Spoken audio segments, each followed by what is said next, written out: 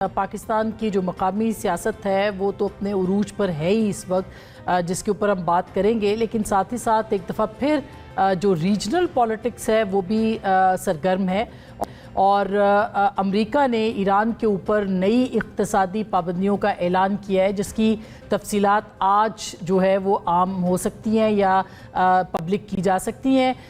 उन इक़्तिसादी पाबंदियों की तफसीलात से पहले एक बहुत ही अहम दौरा फील्ड मार्शल आसिम मुनीर साहब जो है वो ईरान का कर रहे हैं। इस दौरे में मोहसिन नकवी साहब भी उनके साथ हैं और इस दौरे के अंदर बहुत सारे मामलात हैं, लेकिन रॉयटर्स जो पाकिस्तानी यानी बरतानवी न्यूज़ एजेंसी है, उसके जो रिपोर्टर्स हैं वो ये बता रहे हैं कि इस दौरे से पहले प्रेसिडेंट ट्रंप के साथ फील्ड मार्शल की गुफ्तगू हुई है।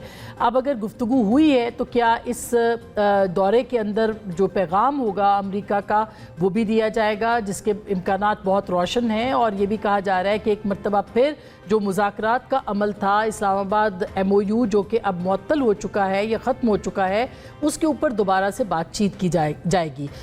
इसके इम्कानात क्या हैं? क्या नई इक़्तिसादी पाबंदियों से पहले कोई ब्रेक थ्रू हो सकता है? कितनी बड़ी पेशरफ्त हो सकती है और ये दौरा कितना अहम है, इसकी टाइमिंग कितनी अहम है, इसके ऊपर हम बात करेंगे। साथ ही साथ मक्का मुआहदा जो है उसके हवाले से भी मुख्तलिफ खबरें हैं और ये कहा जा रहा है कि बाज़ाब्ता तौर पर ईरान को मक्का मुआहदा में शमूलियत की दावत दी गई है। आज इस्माइल बकाई जो कि उनके कॉरेस्पॉन्डेंट, उनके जो स्पोक्स पर्सन है फॉरेन ऑफिस के, उन्होंने ये कहा है कि बाज़ाब्ता तौर पर दावत नहीं मौसूल हुई, ताहम उनके पार्लियामेंटेरियन, ईरानियन पार्लियामेंटेरियन जो है उन्होंने ये कहा कि दावत दी गई है और उसके ऊपर ईरान गौर कर रहा है। क्या ईरान मक्का मुआहदा में शामिल हो सकता है? ये बहुत अहम है जानना। दूसरी जानिब इराक़ की तरफ से भी इसी तरह के एक पैक्ट की जो दावत है वो ईरान को दी गई है और इसको भी सिक्योरिटी पैक्ट का नाम दिया गया है।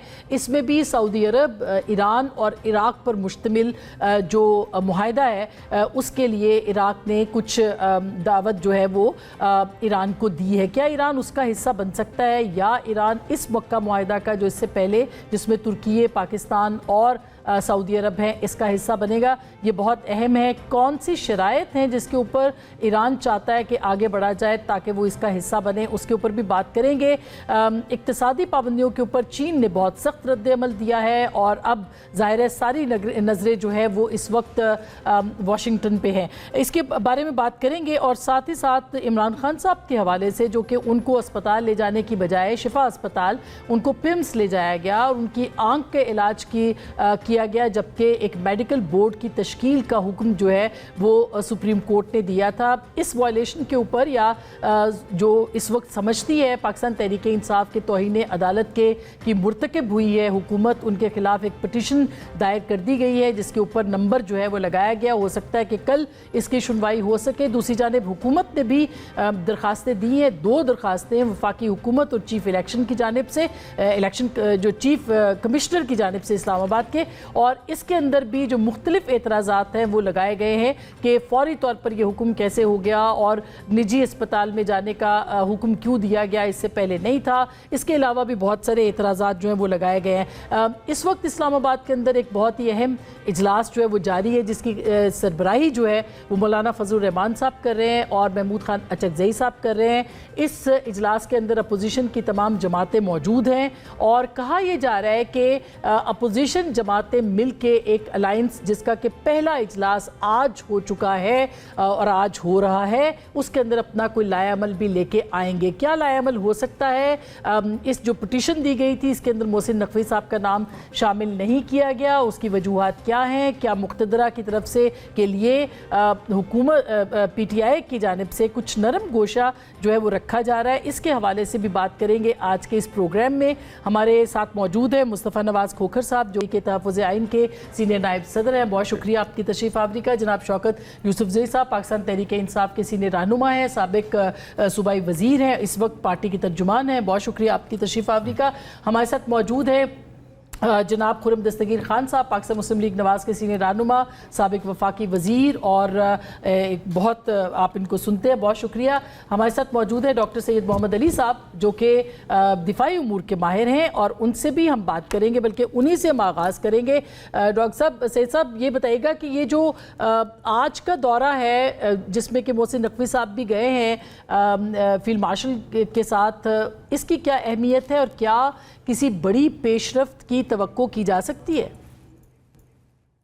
बहुत शुक्रिया आसमा, आपने मदऊ किया। देखिए, मैं समझता हूँ कि दो बातें तो बिल्कुल वाज़ेह हैं इस दौरे से, कि फील्ड मार्शल साहब का गलबन ये तीसरा दौरा है ईरान का, और मोहसिन नकवी साहब भी मुतअद्दिद दौरे कर चुके हैं ईरान के, और इससे ये बात साबित होती है कि पाकिस्तान की जो कमिटमेंट है और जो खुलूस है और जो एफर्ट है देरपा अमन के क़याम के हवाले से, उसकी कोई नज़ीर नहीं मिलती है दुनिया में।